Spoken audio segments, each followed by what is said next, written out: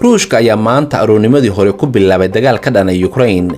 gantaalo iyo bambooyin ayaa cirka kaga soo hoobtay Ukraine. taangiyo dagaal ayaa dhanka Belarus ka soo galay. ciidamada baarashuud ku duulaya ayaa gobolada bariga Ukraine ka soo degay.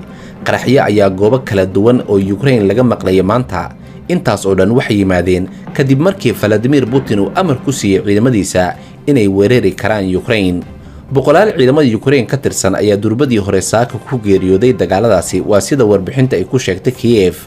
Moscow ayaa bartilmaamaysanaysa goobaha ciidamada Ukraine ay saldhig u ah sida garoomada diyaaradaha iyo xarumaha taliska.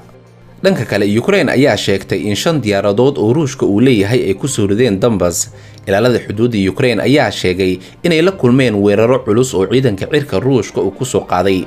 dhanka kale Ruushka waxaa dagaalka kula jira wadanka Belarus oo ciidan aan sidaas u badnayn dagaalka soo geliyay si ay Ukraine weerar ugu qaadaan, waxayna taasi u muuqataa in Ruushka uu helayo isbahaysi.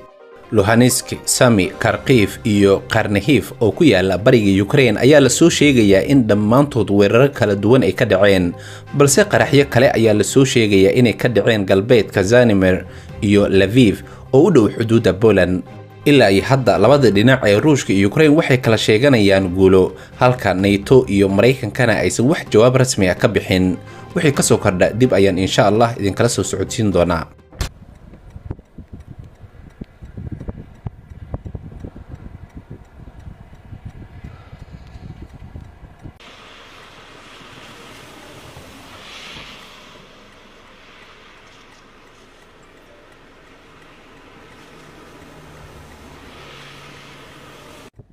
Fall down, antenna fall down. Yeah.